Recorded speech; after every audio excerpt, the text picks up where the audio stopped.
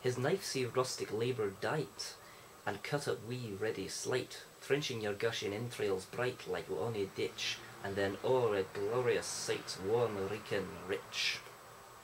That was a little extract from To a Haggis by Robert Burns.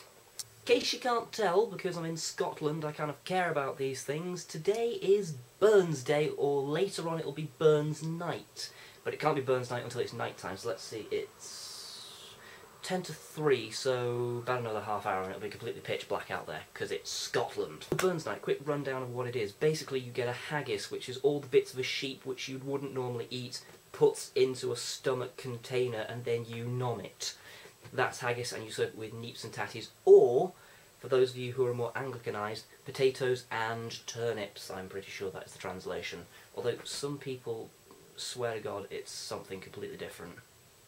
Burns Night is celebrated because Robert Burns was this poet who wrote in Scots, so he sort of revived the language. And what I thought I would do is read out a bit of Scots to you, just so you can see and try and make up your own mind about whether it's a language or not. I personally think it's closer to a dialect than it is a language.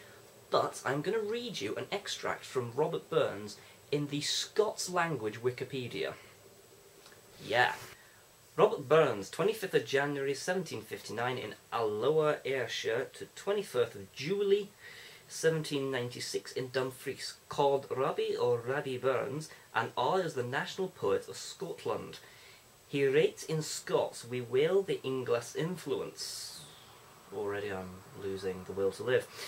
He's widely kent as the national maker of Scotland, and his work is celebrated o'er the world. Although the world he is bent kent of the money makers that he's rocked in the Scots laid, though he forby scrived money poems in English and is kind of licked Scots that can be either read by folk nae acquainted Scots within and fur of Scotland.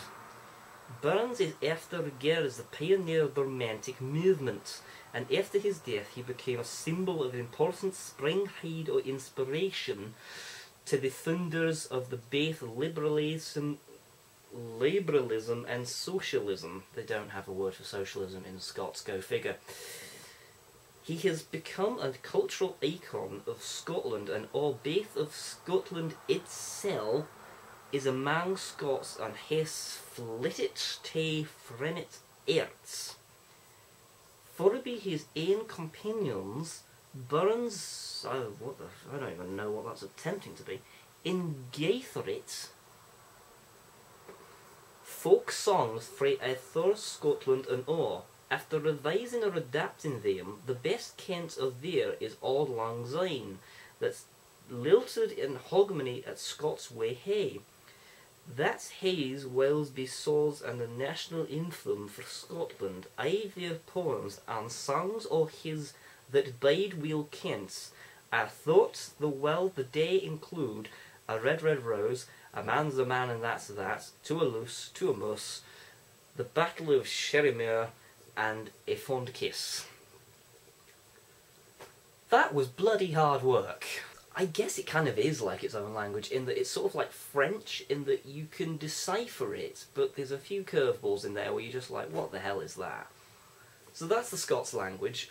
If you liked that, I'll put a link down in the whatchamacallit, or if you're watching this in 20 years time, wherever they've moved the comment box. And you can check out the Scots Wikipedia. Just see what you can... Oh, I fully advocate the use of the Scots Wikipedia.